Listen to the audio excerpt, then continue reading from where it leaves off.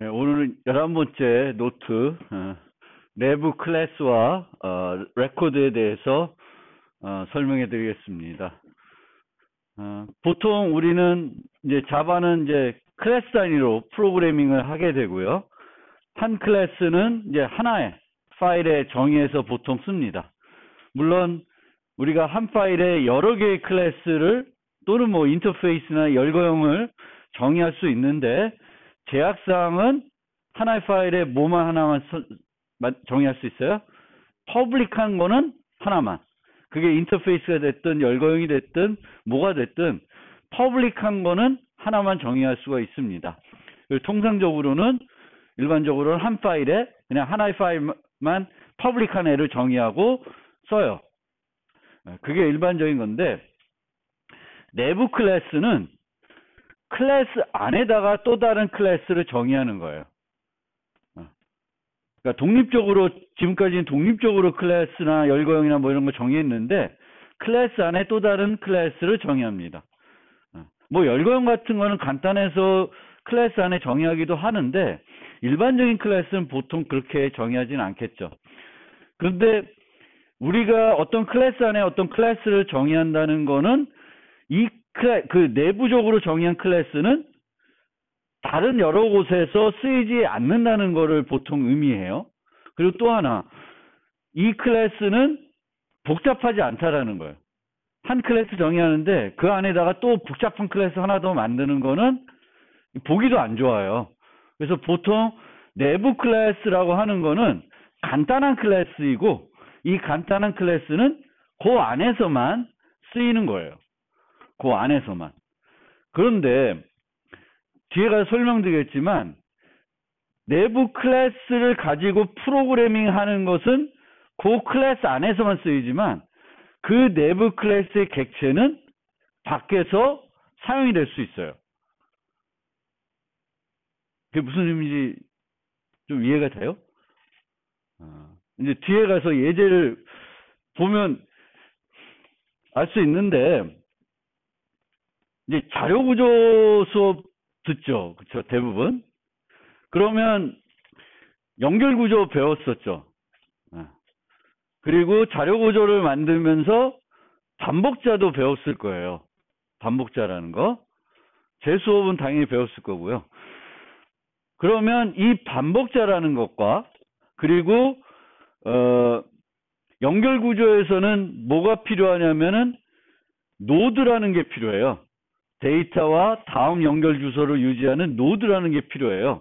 그럼 얘가 이제 구조체 같은 건데 얘는 간단한 클래스죠. 그런데 얘는 어디서만 쓰여? 연결 구조 내에서만 쓰이는 거죠. 밖에서는 아무 의미가 없어요. 그래서 요런 클래스들은 이제 내부 클래스로 쓰이는데 요때 이제 반복자라는 내부 클래스랑 연결 구조에서 노드라는 내부 클래스의 차이를 여러분들이 잘 이해하면 오늘 중요한 걸 이해한 거예요. 반복자는 내부 클래스 정의하는데 그리고 이 객체를 그 클래스 안에서 생성을 해요. 근데 생성하는데 이 생성된 반복자는 어디서 써요? 안에서 써요? 반복자를 어디서 써요? 내가 어레이 리스트를 만든다. 그러면 어레이 리스트의 반복자는 내부 클래스로 만드는 거예요. 근데 어레이 리스트의 반복자는 어레이 리스트 안에서 쓰는 게 아니라 밖에서 우리가 어레이 리스트를 활용할 때 쓰는 거예요. 무슨 말이냐면은 어레이 리스트 뭐 이렇게 해가지고 리스트 쭉 써 있어요. 그 다음에 여기서 for 뭐 n 리스트. 그럼 여기서 사용이 되는 게 반복자예요. 그러니까 밖에서 쓰이는 거죠. 근데 이 반복자를 어디다 정의해요? 독립적으로 보통 정의하지 않고 어레이 리스트 안에다가 어레이 리스트 클래스 안에다 만들어요. 그러니까 이 내부 클래스를 만들어진 객체, 요 경우에는 반복자의 경우에는 반복자 객체를 밖에서 쓰이는 거예요. 밖에서. 내부 클래스이지만 그 내부 클래스의 객체를 우리가 밖에서 활용을 해요. 활용을 하는데 그 클래스 이름으로 활용은 못하겠죠. 내가 정의한 클래스 이름으로 활용하는 건 아니고 인터페이스나 상위 어떤 추상 타입을 이용해서 그 반복자를 활용하게 됩니다. 반면에 그 링크 리스트 같은 경우에는 이 안에서 add하고 뭐 할 때 노드를 만들게 되는데 그건 진짜 순수하게 그 안에서만 쓰여요. 내부 클래스 안에서만. 그러면 이제 조금 더 진행을 해보죠.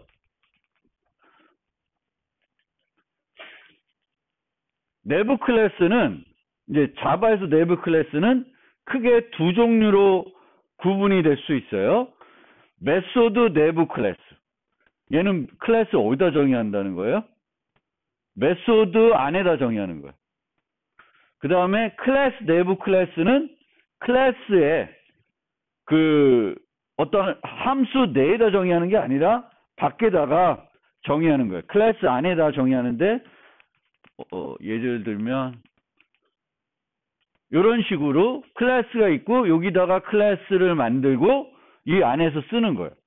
그럼 이런 내부 클래스가 있는 거예요. 그래서 클래스 내부 클래스는 자바에서는 두 종류가 있다. 메소드 내부 클래스, 클래스 내부 클래스가 있습니다. 그리고 이 클래스 내부 클래스는 다시 두 종류로 나누어져요. 일반 내부 클래스하고 중첩 클래스하는 걸로 나눠집니다. 이 중첩 클래스는 스태틱으로 수식이 돼요.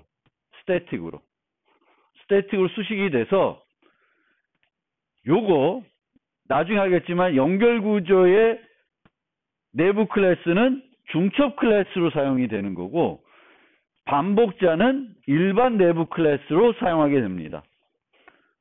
그러니까 얘는 스태틱 수식이 돼 있어요.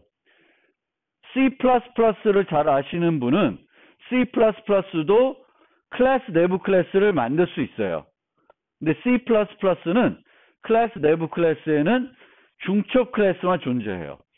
이런 애는 없어요. 일반 내부 클래스. 자바에서 말하는 일반 내부 클래스라는 개념은 C++에는 없다. 우선 그렇게 설명드리고 그러면 왜 내부 클래스 안에다 정의하냐? 소스 파일 수를 줄일 수 있는 이점은 있어요. 소스 파일 수를 줄일 수 있는데 소스 파일 수를 줄였다고 해서 클래스 파일 수가 줄어들진 않아요. 그러니까 여러분들이 1.자바라는 파일에 A 클래스 B, C를 안 되겠구나. A라고 합시다. A라고 하고 퍼블릭한 A 클래스, 그 다음에 퍼블릭 안 한 B, C, D를 정의했다고 합시다. 그러면 소스 파일은 몇 개야? 하나죠. 근데 얘를 컴파일했어. 그러면 A.class라는 애가 생기고 B.class라는 파일도 생기고 C.class라는 파일도 D.class라는 파일도 생겨요. 그러니까 우리는 한 소스 파일에 여러 요소를 정의할 수 있지만 번역을 하게 되면 컴파일하게 되면 바이트 코드를 만들게 되는데 그 바이트 코드는 개별 단위로 다 만들어요. 심지어 내부 클래스도 개별 단위로 만들어 버려요.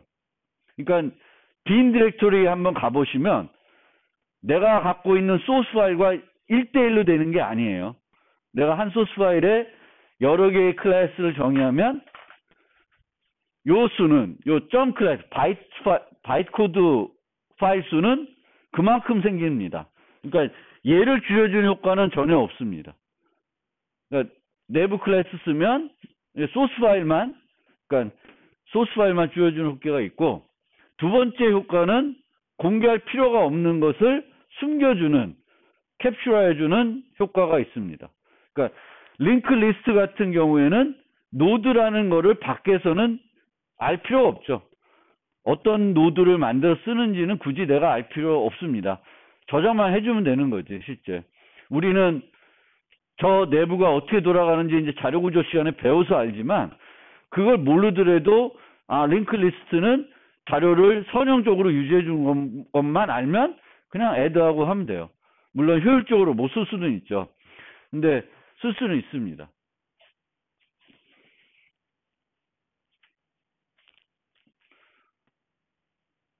그리고 이런 내부 클래스가 그 자바 초창기에는 비교적 많이 사용됐어요. 많이 사용됐는데 지금은 많이 사용이 안 돼요. 그 이유는 보통 이 내부 클래스들은 전형적인 객체지향에서 클래스가 아닌 경우가 많았어요. 얘네들은 단순하게 자바는 처음에는 함수형 프로그래밍을 지원하지 않았어요. 그러니까 함수형 프로그래밍이 되면 함수에 뭘 전달할 수 있냐면 또 다른 함수를 전달해 줄 수 있었어요.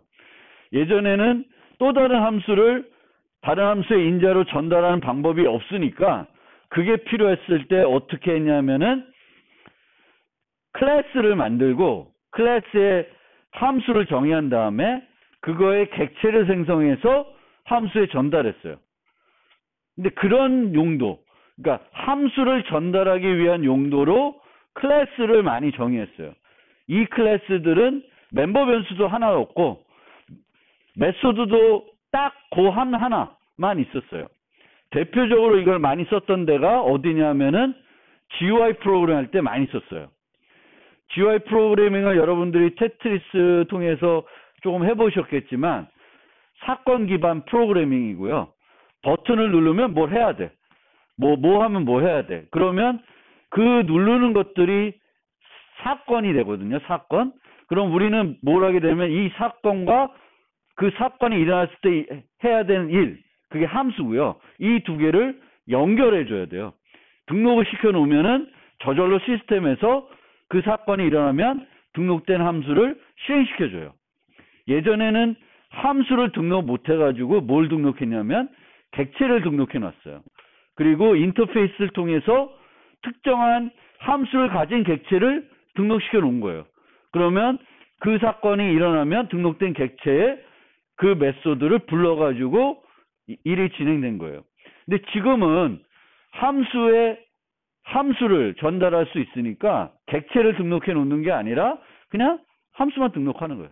그러면 내부 클래스가 이런 용도의 내부 클래스의 사용 용도는 대폭 줄어들고 있습니다. 그러면 이제 실제적인 예제를 통해서 조금씩 그 세 종류를 살펴봅시다. 메소드 내부 클래스예요. 메소드 내부 클래스. 요게 메소드 안에 이렇게 정의한 거예요. 얘도 대표적으로 예전에 함수를 전달 못하니까 함수를 클래스에 전달하기 위해서 클래스를 정의하고 이 클래스의 객체를 소트의 인자로 넘긴 거예요. 정렬을 하고 싶은데 그냥 student를 인자 없이 요 new student year comparator 없이 전달하게 되면은 뭘 이용해서 소팅해요? student에 정의되어 있는 compare to 함수를 이용해서 정렬을 합니다. 근데 그렇게 되면 거기에 뭔가는 구현이 되어 있겠죠. 뭐 이름으로 되어 있든 뭔가 되어 있을 거예요. 근데 그걸로 우리가 정렬하는 게 아니라 다른 걸로 정렬하고 싶어요. 다른 거. 뭐 여기처럼 학년을 가지고 정렬하고 싶다. 그러면은 그 학년을 이용해서 정렬하게끔 비교 함수를 만들고 비교 함수를 소트에 전달해야 돼요. 그래서 이런 식으로 클래스를 정의해서 이렇게 전달할 수가 있습니다. 그런데 이 메소드 내부 클래스에서 여러분들이 하나 눈여겨보셔야 되는 게 우리가 보통 독립적인 클래스는 클래스 앞에 접근 제어 수식어를 뭘 쓸 수 있어? 두 가지를 쓸 수 있죠. public 아니면 안 붙은 거. 그리고 public하고 안 붙은 거는 뭘 의미해요? 다른 패키지에서 임포트 할 수 있냐 없냐. 요걸 구분이 돼요. 그런데 요 클래스는 어디서만 객체를 생성할 수 있어요? 요 메소드 내에서만 생성할 수 있어요. 이 앞에 뭐가 붙은지는 아무런 의미가 없는 애예요. 그래서 아예 붙을 수가 없어요. 그러니까 메소드 내부 클래스는 그 접근 제어 수식어를 붙일 수가 없다. 비어 있다고 디폴트 개념도 아니에요. 그러니까 얘네는 그냥 아무것도 없는 거예요. 접근 제어라는 개념은 그냥 여기서만 쓸 수 있어요. 그런데 요걸 보니까 이 클래스를 정의하고 여기서 한번 생성하고 땡이야.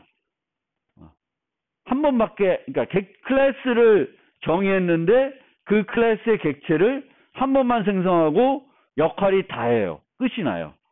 그러면 또 뭐 어떻게 할 수 있냐면은 아예 객체를 생성하면서 클래스를 정의할 수 있어요. 객체를 생성하면서 클래스를 정의한다는 거는 클래스 이름을 안 붙여주는 거야. 원래는 클래스 student year comparator라는 이름을 붙여주죠. 붙여주는데 이제는 안 붙여주는 거예요. 근데 클래스 이름을 안 붙여주면 생성을 어떻게 해야 될까? 이 클래스는 어떤 부모를 상속받거나 어떤 인터페이스를 구현하는 클래스가 돼야 돼요. 그래서 여기서 보면은 implements comparator라고 돼 있죠. 그러면 여기서 뭘 해야 되면 new 요 클래스가 구현해야 된 얘를 여기다 써요. 그리고 생성자를 불러요. 그리고 요걸 이용해서 요 메소드를 요 안에다가 정의합니다. 요거를 익명 클래스라 그래요. 익명 클래스. 그러니까 이렇게 할 수도 있는데 조금 더 간결하게 하도록 익명 클래스라는 개념이 있다.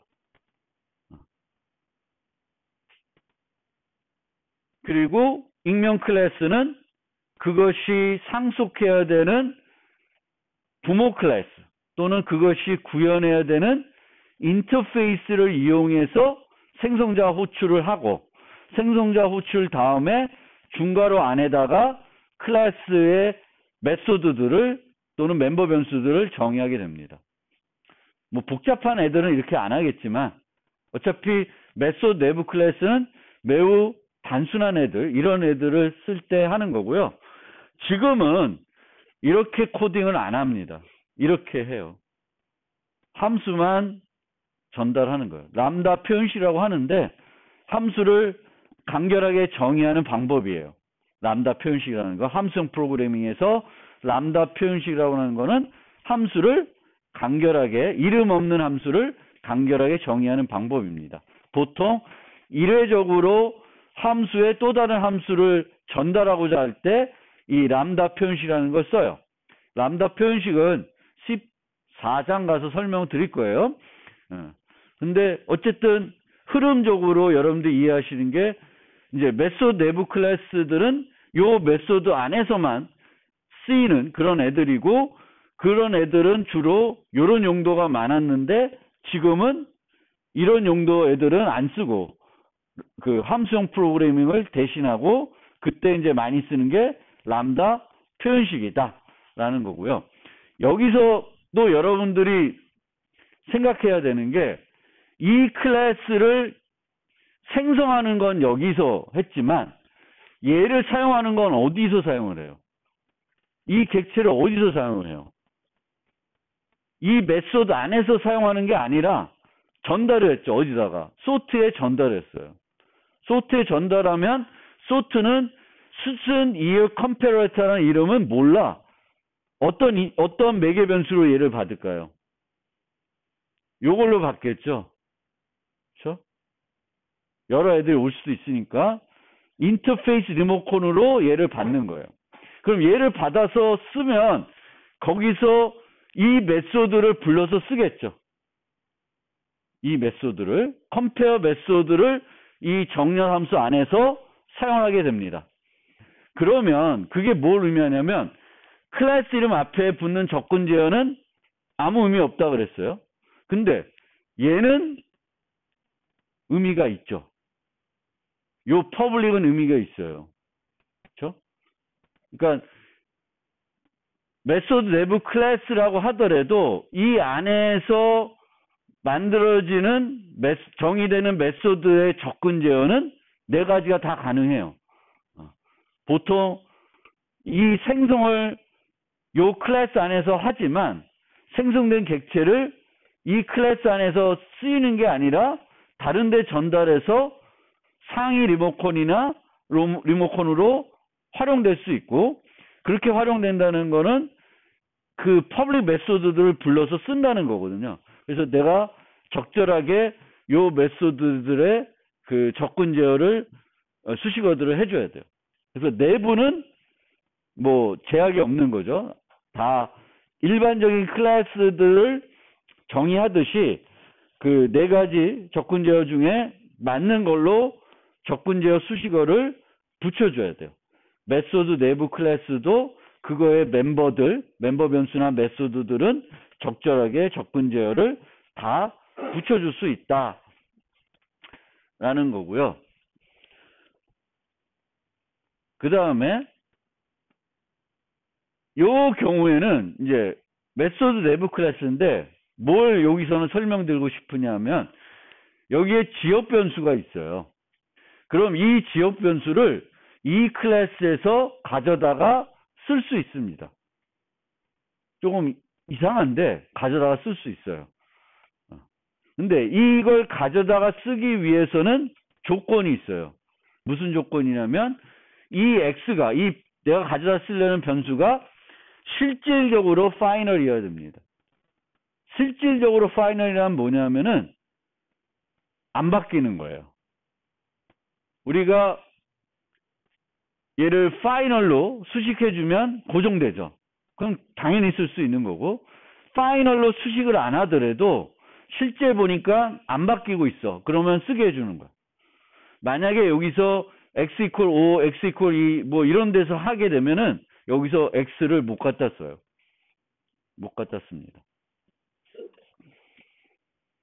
그래서 메소드 내부 클래스를 정의할 때 흔하게 쓰는 요소는 아닐 수 있는데 내가 정의한 클래스 그 메소드 내에 지역 변수나 뭐 매개 변수나 이런 애들을 가져다가 프로그래밍 할 수 있어요. 뭐 인자로 전달받는 게 아니라 가져다 그냥 쓰는 거예요. 근데 그 가져다 쓰기 위해서는 이 변수들이 안 바뀌어야 돼. 변수들이 바뀌면 가져다 쓰는 게 이제 이상해지는 거예요. 어떤 값을 가져다 써야 될지는 알 수가 없는 거예요. 시점에 뭐 하기 때문에. 그래서 안 바뀌는, 그래서 조금 완화시켜 주는 겁니다. 옛날에는 파이널 변수였는데 파이널로 수식을 안 하더라도 이 안에서 안 변하면 가져다 쓸 수 있게 해준다. 이렇게 조금 바뀐 겁니다.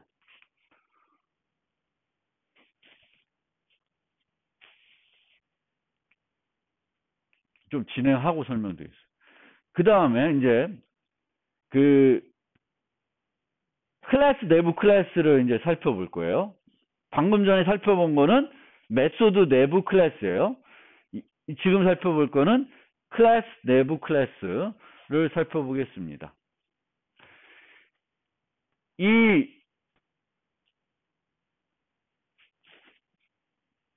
내부 클래스는 특정 클래스에서만 사용하는 클래스입니다. 그러니까 그 클래스의 이름을 알아야 되는 건 그 클래스 아니라는 거예요. 객체는 밖에서 쓰일 수 있어요. 다른 리모컨을 통해서. 근데 이 내부 클래스의 이름의 필요는 요 안에서만, 그 클래스 안에서만 쓰겠다는 거예요. 쓰이는 거예요. 그렇지 않으면 메소드 내부 클래스로, 그러니까 클래스 내부 클래스로 만들어서 사용할 이유가 없고, 그럴 경우에는 뭘로 어떻게 해서 써야 돼? 그냥 독립 클래스로 만들어 써야 돼요. 그러니까 왜 그러냐면 A 클래스가 있고 여기에 클래스 B가 있어요. 근데 C가 얘를 써야 돼. 그럼 어떻게 써요? A.B 이런 형태로 쓰는 거죠. 즉 C는 B만 필요한데 A도 알아야 되고 B도 알아야 되는 거예요. 불필요한 거예요. 그럴 거는 얘를 요 끄집어내면 A도 필요할 때 그냥 여기서 B로 쓰고 얘도 그냥 B로 쓰면 되는 거예요. 이렇게 쓰는 건 요 B는 요 안에서만 B 이름으로 쓰는 거예요.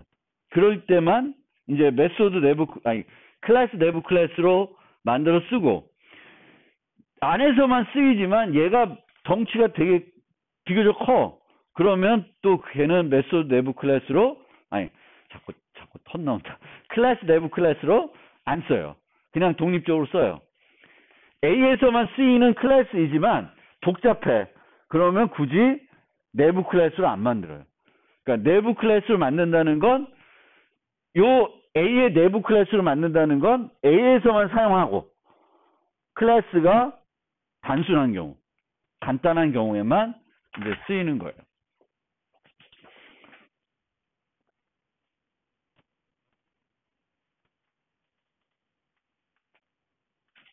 그렇게 되면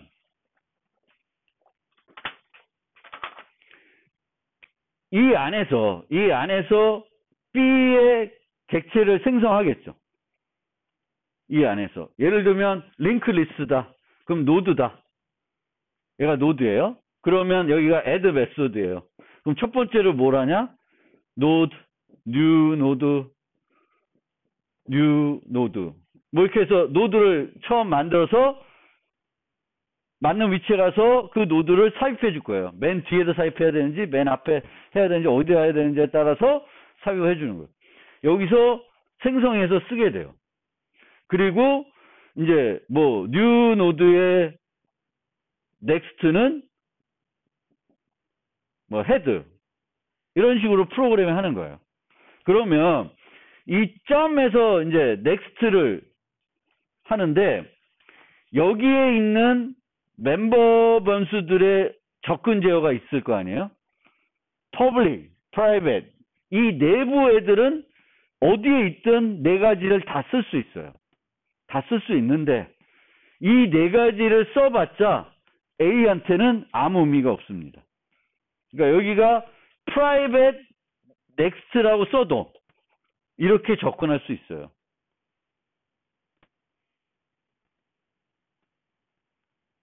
무슨 말인지 알겠어요?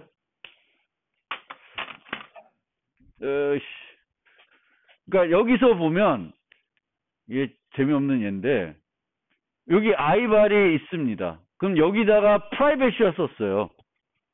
지금은 private이 아니라 그냥 디폴트를 해놨는데 private이더라도 x.ibar 이렇게 프로그래밍이 가능하다는 거예요. 왜? 내부 클래스는 외부 저 내부고 외부예요. B가 내부고 A가 외부예요. 그럼 A 입장에선 B는 자기 거야. 쟤의 접근 제어는 본인한테는 아무 의미가 없어. 나는 그냥 다 접근할 수 있는 거야. 이 네 가지의 접근 제어에 대한 의미는 얘가 이 클래스 밖에 나갔을 때 의미가 있는 거지 안에 있을 때는 의미가 없어요. 그래서 우리가 여기에 접근 제어를 붙이는 거는 얘한테는 아우터한테는 아무 의미가 없다. 누구한테 의미가 있어요? 얘를 생성해 가지고 혹시 뭐 아까처럼 소트에 던져준다든지 밖에서 쓴다든지 하면 거기엔 의미가 있죠. 밖에서는 프라이빗에 접근 못하겠죠. 퍼블릭한 것만 접근할 수 있는 거예요. 그래서 얘네들이 만약에 근데 얘는 프라이빗이야. 프라이빗이고 프라이빗이어도 상관없구나. 하여튼 밖에서 쓸 수 없음 밖에서 아니라 이제 내부에 쓰면은 이제 아무 의미가 없는 거예요. 여기에 보면 얘는 스태틱이 수식이 안 돼 있죠. 스태틱이 수식이 안 돼 있으면 요런 애들을 이제 저는 일반 내부 클래스라고 이름 붙였어요. 일반 내부 클래스들은 여기서도 자기를 생성한 외부 클래스의 멤버 변수를 접근할 수 있어요. 요 접근 제어와 아무 상관없이. 그러니까 외부와 내부, 내부와 외부는 서로에게 접근 제어가 무의미하다. 아무런 의미가 없어요. 그러니까 마치 그 C++를 아시는 분은 C++에는 친구 클래스라는 개념이 있어요. 친구면 내 거 다 적분자와 상관없이 쓸 수 있어요. 그러면 그 개념을 적용하면 A는 B의 친구고 B도 A의 친구예요. 서로 양쪽 친구예요. 서로는 자기 자신 그 접근 제어에 상관없이 접근할 수 있어요. 그래서 여기서 여기로 접근할 수 있어. 얘를 접근할 수 하게 있는 이유는 뭐냐면 여기서 new inner라고 해서 내부 클래스 객체를 생성하잖아요. 그러면 이 내부 객체는 항상 뭘 갖고 있냐면 자신을 생성한 외부 객체에 대한 포인터, 요거를 하나 갖고 있어요. 그냥 안에 내가 만들어 놓은 게 아니라 자동으로 갖고 있습니다. 자동으로. 얘를 갖고 있으니까 여기서 요 오발이라는 애를 그냥 접근할 수 있는 거예요. 근데 이 오발을 좀 풀 이름으로 접근하고 싶으면 이런 식으로 돼요. outer, this 이렇게. 실제 이 문법을 써도 돼요. 그러니까 외부 클래스의 this의 어떤 멤버 변수 이렇게 되는 건데 이렇게 쓰면 너무 복잡하니까 이렇게 쓰면 돼요. 이렇게 쓰면은 얘는 요걸 이용하는 거예요. 요걸. 그러니까 이런 일반 클래스 객체는 밖에서 생성을 못해. 왜? 내부에 생성해야 그때 생성된 this를 나는 안 전달해 주는데 몰래 전달해 주겠죠. 숨겨서 this를 전달해 주고 그 전달된 this를 여기다가 세팅해 주는 거예요. 주소를. 나를 생성한 외부 객체가 누군지를 아는 거예요. 근데 왜 그게 그렇게 되면 편한 점이 있냐면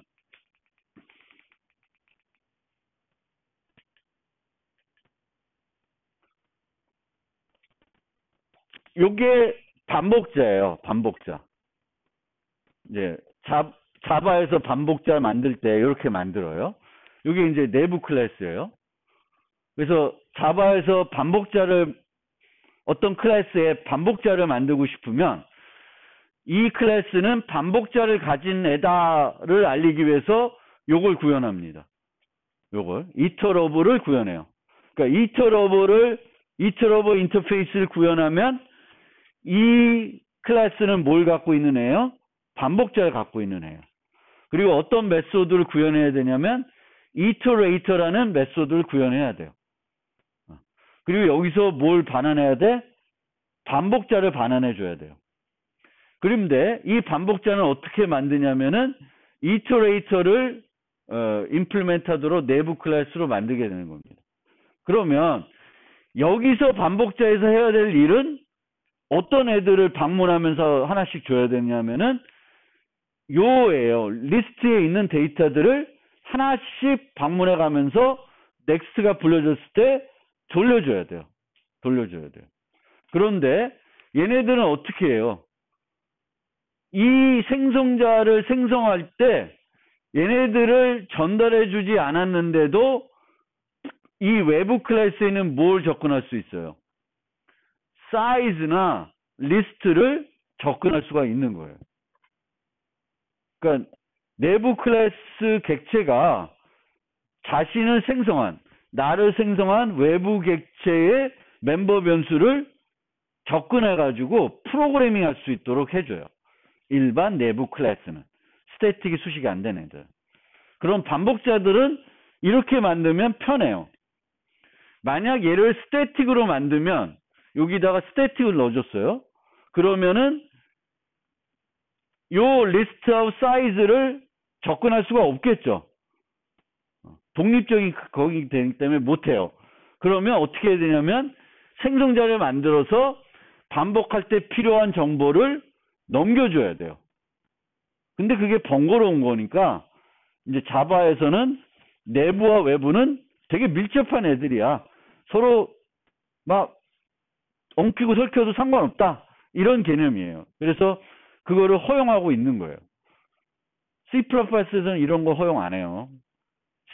C++에서는 내부적으로 반복자를 만들더라도 외부가 갖고 있던 어떤 리스트나 사이즈 정보 같은 건 필요하면, 반복자가 필요하면은 넘겨줘야 돼요. 그 반복자로. 생성자를 통해서. 넘겨줘야 되는데, 이제 자바에서는 안 넘겨줘도 돼요. 이렇게 되는데, 그런데, 이 다음에를, 얘가 이제 연결구조에서의 노드잖아요. 연결구조에서 노드. 근데 얘가 스태틱이 빠졌다. 스태틱을 안 썼어요, 여기서는. 그럼 어떤 현상이 벌어질까? 스태틱을 안 썼어. 스태틱을 안 쓰면 지금 이 노드는 멤버 변수가 몇 개예요? 정수와 다음 링크 두 개를 갖고 있죠. 근데 스태틱을 안 붙이면은 실제적으로 몇 개를 갖고 있어요? 세 개를 갖고 있는 거예요. 하나 더. 뭘 갖고 있어? 외부 클래스에 대한 포인터를 유지하고 있는 거예요. 스태틱이 아니면. 근데 얘네들은 여 안에서 헤드나 사이즈나 접근할 이유는 있어요, 없어요? 하나도 없죠. 밖에서는 얘를 쓰지만 여기서는 얘를 쓸 일이 없는 애예요. 그러면 스태틱이라 안 하고 여기 스태틱을 안 붙이고 뺐어. 그럼 얘네들이 어떻게 되냐면 여기 하나씩 더 있는 거야.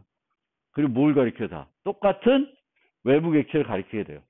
그래서 이런 클래스를 만드는데 이런 클래스에서 나를 생성하는 외부 클래스 객체의 멤버 변수를 접근할 필요가 없다. 그럼 뭐 어떻게 만들어줘? 스태틱을 붙여가지고 중첩 클래스로 만들어주는 거예요. 그러면은 그 포인터 유지하는 거 없애주는 거예요. 포인터를 없애줘서 효과적으로 쓸 수 있게 해주는 거죠. 불필요한 거니까. 그러니까 필요하면 일반적으로 만들어서 여기서 마음대로 얘네들 접근하게 하고, 필요 없으면 스태틱을 붙여가지고 굳이 요거를 유지할 필요 없게끔 해주는 거예요. 그래서 그걸 고르셔야 되는 거예요. 내가 내부 클래스를 만들었다. 내 클래스는 일반 내부 클래스로 만들까? 아니면 중첩 클래스로 만들까를 생각해 보고, 내 내부 클래스에서는 외부 클래스에 대한 객체의 멤버 변수를 접근할 필요가 없어. 그러면 뭐 붙여줘요? 스태틱을 붙여주는 거예요. 중첩 클래스. 그래서 그 두 가지 개념을 이해하시면 됩니다. 그게 이제 내부 클래스는 전부이고, 또 예전에는 또 이런 애들을 그 처리자, GUI에서 사건 처리자를 정의할 때 많이 썼어요.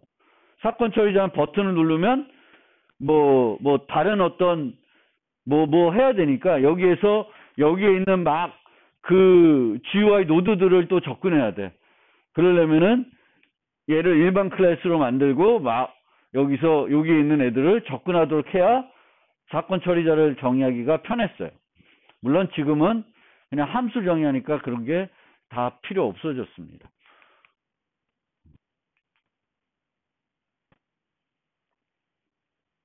그 다음에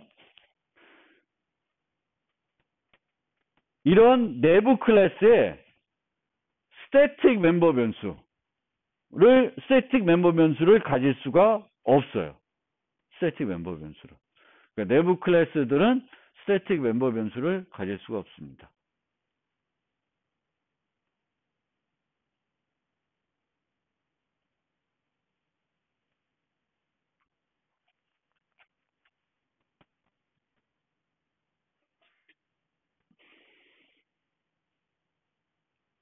그러니까 여기다가 스태틱을 썼을 때 이 스태틱에 대한 공유가 의미가 되게 어색해져요. 얘를 누구랑 공유해야 되는 건지가 되게 애매하는 거예요. 이 클래스의 객체들을 여러 개 생성하더라도 이 여러 개 생성한 객체에 거기서 생성되는 모든 B들이 전체적으로 다 공유해야 되는 건지 개별적으로 공유하고 싶은 건지가 되게 모호해요. 그래서 이거 생각해 보시면 되겠지만 어쨌든 이제 클래스 내부 클래스는 스태틱 멤버 변수를 가질 수 없다. 이렇게 알아두시면 되겠고요. 요거는 넘어갑시다. 시간 관계상. 그 다음에 이제 레코드가 있는데 이 레코드는 불변 클래스를 간결하게 정의할 수 있도록 해주는 문법이에요. 클래스를 정의하는 건데 불변 클래스를 간결하게 정의할 수 있도록 해줍니다. 그럼 불변 클래스는 뭐야? 객체를 생성하고 나서는 그 객체의 상태가 안 변하는 애들이죠. 그래서 생성할 때 이렇게 정의해요. 레코드, 클래스 이름, 그리고 내가 이 클래스가 가지고 여야 될 멤버 변수가 있죠. 그 멤버 변수를 나열합니다. 매개 변수처럼. 이렇게 나열하면 이 로케이션이라는 클래스는 멤버 변수를 몇 개 가져요? 2개 가져요. 2개 가지고 생성할 때 요런 꼴의 생성자를 이용해서 불러줘야 돼요.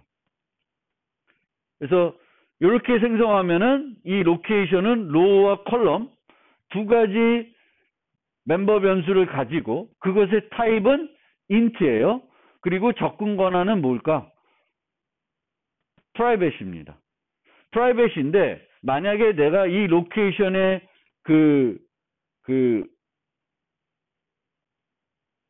정의된 멤버 변수를 접근하고 싶으면은 요 이름과 똑같은 이름의 getter를 쓰시면 돼요. getter를. 그러면 이렇게. 그러면 얘의 값은 1이겠죠. 1. 예. 그래서 레코드는 요 한 줄만 정의하면은 불변 클래스가 정의가 되는 거예요. 그러면 요런 getter들도 제공해 주고 그리고 오브젝트에 있는 toString equals 해시 코드들을 자동적으로 추가해 줍니다. 자동적으로. 그러니까 되게 간결하게 불변 클래스, 간단한 불변 클래스를 만들 수 있게 해줘요. 테트리스 할 때도 요거 썼던 것 같아요. 그래서 테트리스의 경우에도 그 위치 정보, 시작 위치나 현재 위치 정보들이 필요한데 그때 이 로케이션이라는 걸 활용하고 있습니다.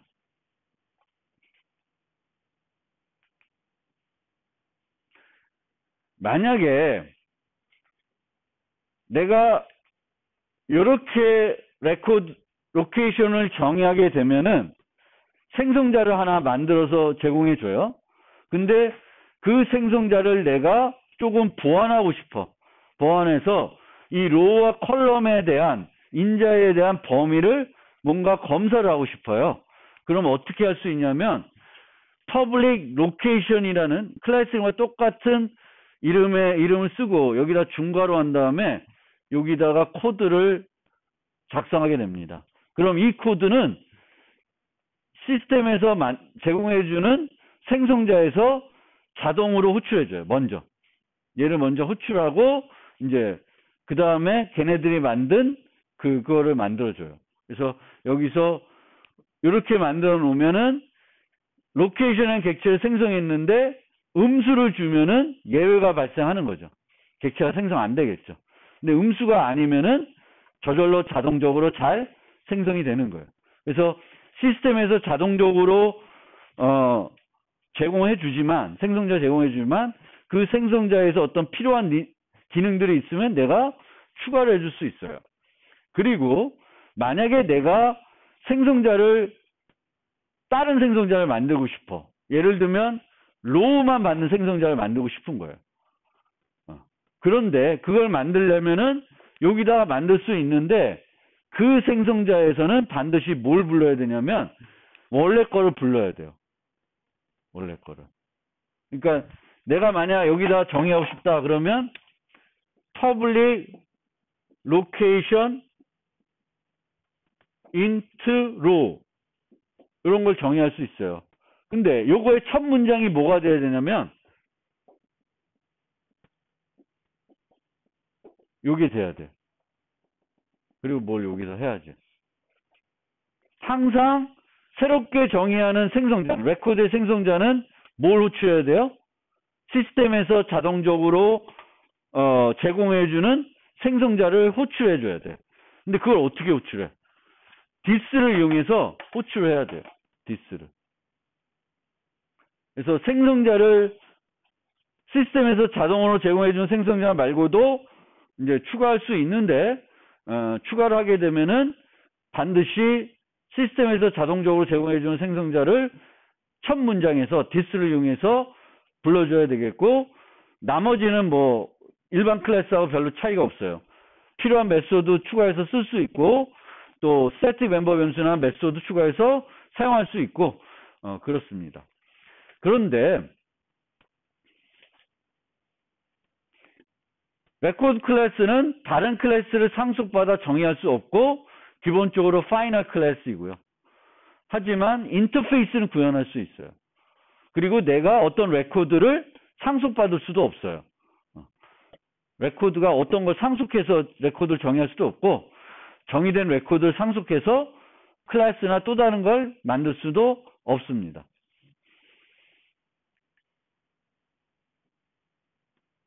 그리고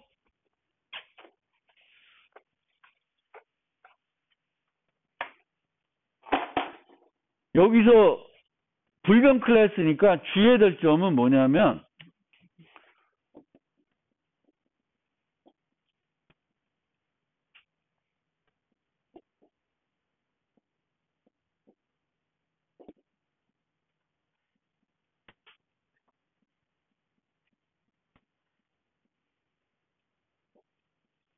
이렇게 레코드를 만들었는데 여기는 타입들이 뭐예요? 유지한 멤버 변수들이 뭐예요? 원시 타입이죠. 원시 타입이면은 불변 클래스라는 개념에 아무 문제가 없어요. 근데 여기처럼 C와 F는 원시 타입이에요. 그럼 얘는 신경 쓸 필요는 없는데 얘는 뭐예요? 객체 타입이죠. 그러면 여기서 A, U, A 해가지고 뭘 만들었어요? 그러면 A.B 하면은 요 객체를 접근할 수 있죠. 근데 B 클래스가 불변 클래스가 아니야. 아니에요. 불변 클래스가 아니면 뭘 할 수 있냐면은 B를 불러서 set name 뭐 이런 거를 하면 이 유지하는 객체의 상태가 바뀌겠죠. 그러니까 만약에 내가 레코드에 참조 변수 같은 것들을, 그러니까 다른 객체를 유지하는데 그 객체가 불변 객체가 아니야. 스트링처럼 불변 객체면 문제가 없겠지만 일반적인 객체를 내가 레코드에 멤버 변수로 넣었어. 그러면 불변 클래스가 라는 개념이 조금 아니게 되는 거죠. 왜냐하면 걔는 여기서 그 객체 자체를 유지하는 게 아니라 뭐만 유지하는 거예요. 항상 자바에서는 우리는 객체들은 뭐만 유지해? 이 리모컨만 유지하는, 주소만 유지하는 거지. 그러니까 그 주소를 따라서 또 그 객체는 수정할 수 있죠. 이 주소가 다른 객체를 가리키도록 바꿀 수는 없어도 이 주소가 가리키는 객체의 상태는 바꿀 수가 있잖아요. 그러니까 그런 거, 레코드를 만드는데 레코드 만들면 불변 클래스겠지 하고 생각했는데 만약에 객체를 유지하게 되면은 그게 그렇지 않아요. 그냥 주소 따라가서 바꿀 수 있는 거예요. 이거를 못 바꾸게 하려면 되게 복잡해지는 거예요. 이 레코드 정의가. 그래서 레코드들은 불변 클래스를 멤버 변수로 유지하거나 원시 타입만 유지하도록 만드는 게 가장 현명한 방법입니다. 일반 클래스 객체를 레코드가 그 멤버 변수로 유지하게 되면은 나는 불변 클래스 생각하는데 얘가 불변 클래스 아닌 거지. 내가 유지하는 객체의 상태가 막 바뀌는 거지. 그래서 그거 주의하시면 되겠고, 제가 늦게 와서 너무 빨리빨리 설명드린 감이 있는데, 공부해 보시다가 잘 이해 안 되신 부분 있으면 질의해 주시고요. 중요한 부분 설명드렸어요. 그리고 이제 되게 최근에 들어온 건데, 얘도 별로 많이 쓰이지 않을 것 같은데, 간단히 소개를 하면은, 클래스나 인터페이스를 정의할 때, sealed라는 걸 앞에 붙여줄 수 있어요. 그리고 얘네를 앞에 붙여주면, 뒤에 뭐가 나와야 되냐면, permits가 나와야 돼요. permits. 허용한다. 그러면, 이 인터페이스를 구현할 수 있는 애는 누구밖에 없어요. 카와 트럭만 할 수 있는 거야. 다른 애들은 못해. 이 클래스를 상속받을 수 있는 건 카와 트럭만 할 수 있어요. 그러니까 어떠한 클래스가 있을 때 이 클래스를 상속받을 수 있는 클래스, 이 인터페이스가 있을 때 이 인터페이스를 구체화할 수 있는 애들을 제한하는 용도로 sealed라는 개념, sealed와 permits, 요 용어 키워드들이 들어갔어요. 그러면 sealed 클래스이고 나는 허용을 받은 클래스야. 그러면 카나 트럭이겠죠. 그러면 이 카나 트럭은 세 가지 중 하나가 돼야 돼요.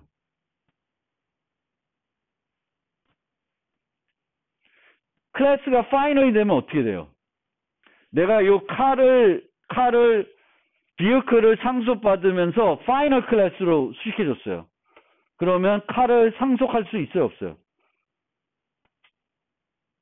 못해요. 그러면 이제 관계가 끝난 거죠. 오케이, 그럼 돼요. 아니면 얘를 비어클을 상속받고 얘를 sealed 만들면서 또 옆 뒤에다가 permit 썼어요. 그럼 얘는 어떻게 돼요? 그 permit된 애, 카가 permit한 애들만 다시 또 칼을 상속받을 수 있게 되는 거죠. 그 다음에 non-sealed로 수식할 수 있어요. 그럼 non-sealed로 수식하게 되면은 아무나 다 할 수 있어요. 아무나 다 상속받아서 쓸 수 있습니다. 그래서 셋 중에 하나로 해야 돼. 근데 여기서 되게 특이한 게 있는데 이 non-sealed라는 그 키워드, 뭐 제한적 키워드, 요 중간에 뭐가 들어갔냐면 마이너스 기호가 들어갔어요. 이 만든 사람이 술 먹고 만드나? 어떻게 마이너스를 넣는지 아는지. 되게 신기해요. 우리 원래 10별자 만들 때 마이너스 절대 못 써요. 마이너스를 어떻게 써? 근데 이게 이상해. 근데 마이너스 들어있어요. 마이너스. 이거 진짜 이상해요. 마이너스는 우리가 10별자를 만들 때, 키워드를 정의할 때 마이너스 쓴다는 건 이 만든 사람이 프로그래밍 언어를 잘 그렇지도 않을 때 되게 이상해. 이게 난 너무 이상해요. 근데 이 개념은 어쨌든 sealed, permits, non-sealed 뭐 이런 개념은 상속을 제한하는 용도로 쓰입니다. 그래서 원래는 이런 건데요. 여기도 클래스가 파이널 상속할 수 없고요. 생성자가 프라이빗이면 상속할 수 없어요. 왜? 부모 클래스의 생성자가 프라이빗이야. 그럼 어떻게 돼? 안 돼요. 왜? 자식 클래스들은 항상 자동적으로 뭘 불러야 돼? 부모 클래스의 생성자를 불러야 돼. 근데 부모 클래스가 파이널이면 안 돼. 그러니까 내가 클래스를 정의하면서 내 클래스를 파이널로 해놨어. 그럼 내 클래스 아무도 상속 못해요.